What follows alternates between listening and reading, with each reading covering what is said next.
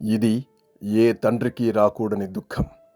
ఇది ఏ కుటుంబంలో జరగకూడని ఘోరం. జన్మనిచ్చిన బిడ్డనే చేజేతులా చంపుకునేంత పాపం చేసినంత సందర్భం. కన్న కూతురునే ఇంటి నుంచి గెంటెయ్యాల్సిన కర్తవ్యం. కన్ను నాదే, వేలు నాదే, కంట కన్నీరు కూడా నాదే.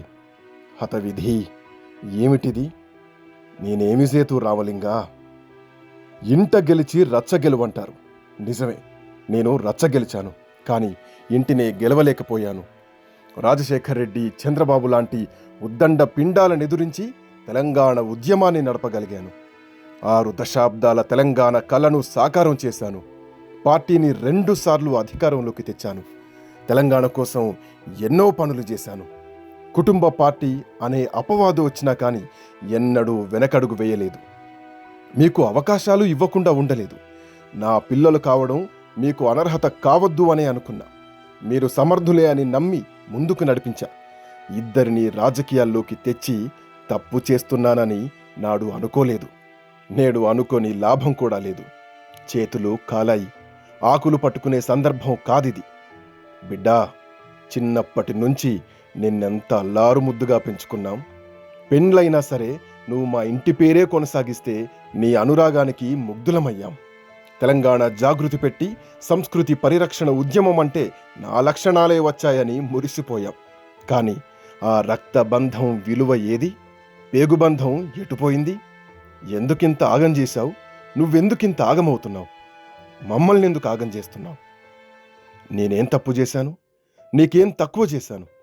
2 పిల్లలుంటే 2కి రాజకీయ అవకాశాలిచ్చాను. 2ని చట్టసభలకు పంపాను. బిడ్డా, నిన్ను ఏనాడు తక్కువ చూడలేదు. ఆడబిడ్డవని వివక్ష చూపలేదు. ఎదిగినంత నిన్ను ఎదగనిచ్చా. ఏనాడు అడ్డుమాట చెప్పలేదు. 2 సార్లు పార్టీ అధికారంలో ఉంటే మీరే కదా నా వారసులుగా ప్రజల్లోకెళ్ళి అన్ని పనులు చక్కబెట్టింది. నువ్వు నిజామాబాద్ ఎంపీగా ఓడిపోయినప్పుడు నేనెంత వేదన పడ్డానో నీకు తెలియదా? నువ్వు ఏ పదవి లేకుండా ఖాళీగా ఉంటే తట్టుకోలేక ఎమ్మెల్సీ చేసి మళ్ళీ జనంలోకి గౌరవంగా పంపిన సంగతి మర్చిపోయావా? నువ్వు తిహార్ జైల్లో ఉంటే మేము ఇంట్లో ఉండి ఎంతటి గుండె కోతకు గురయ్యామో అక్షరాలు వర్ణించలేవు. నీ ఆరోగ్యం బాగాలేకపోతే మేమెంత దుఃఖపడ్డామో నీకు తెలియదా? కన్నపేగు ఎంత తన్లడిల్లిందో నీకు తెలియదా? నిన్ను బయట పడేయడానికి ఎక్కని మెట్లు లేవు, మొక్కని దేవుడు లేడు. ఇంతా చేసి నిన్ను బయట పడేస్తే మమ్మల్ని ఎందుకమ్మా రోడ్డున పడేశావు? రాజకీయ ప్రత్యర్థులు రాచి రంపాన పెడుతున్నా తట్టుకున్నాం. కానీ కన్నబిడ్డే పరాయోడి భాష మాట్లాడుతుంటే అల్లాడిపోతున్నాం కదా. కాంగ్రెస్ ప్రభుత్వం పెట్టే కేసులు, వేసే కమిషన్లు, చేసే ఎంక్వైరీలు, రేవంత్ రెడ్డి చూపే ద్వేషం అంతా ఒకెత్తు, నువ్వు మాపై తిరుగుబాటు చేస్తున్న విధానం మరో ఎత్తు. ఎందుకిలా చేశావు తల్లి? నా చేతులతోనే నిన్ను సస్పెండ్ చేసే పరిస్థితి ఎందుకు తెచ్చుకున్నావు? కొంచెమైనా ఓపిక పట్టలేదెందుకు? తోబుట్టువులతోనూ తగువ పెట్టుకున్నావు. వారిని బజారున పడేశావు. రాజకీయ ప్రత్యర్థులు కూడా వాడని భాష మాట్లాడావు.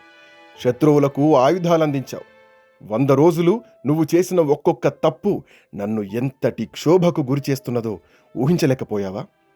నీ వివేకం ఏమైంది బిడ్డా? నీ విచక్షణ ఎటుపోయింది తల్లి? నిన్నటిదాకా నువ్వేసే ప్రతి అడుగు గమ్యం చేరాలని ఆశీర్వదించిన చేతులివి. కానీ రేపలా ఉండదమ్మా. నీ ప్రతి అడుగు నా పార్టీ మీద ఎక్కుపెట్టే బాణమైనప్పుడు నేను నిన్ను ఆశీర్వదించలేను. నీ ప్రతి ప్రయత్నం విఫలం కావాలనే కోరుకోవడం తప్ప మరో మార్గం లేని అభాగ్యుణ్ణి. నిన్ను సస్పెండ్ చేసి నేను మాత్రం ప్రశాంతంగా ఉండగలనా? నా పార్టీ వాళ్లే నా సొంత బిడ్డను వేదికలెక్కి తిడుతుంటే తండ్రి గుండె ఎంత తల్లడిల్లాలి చెప్పు? నా వేలే నా కంటిని పొడుస్తుంటే వచ్చేది కన్నీరు కాదమ్మా, రక్త కన్నీరు. సెలవు.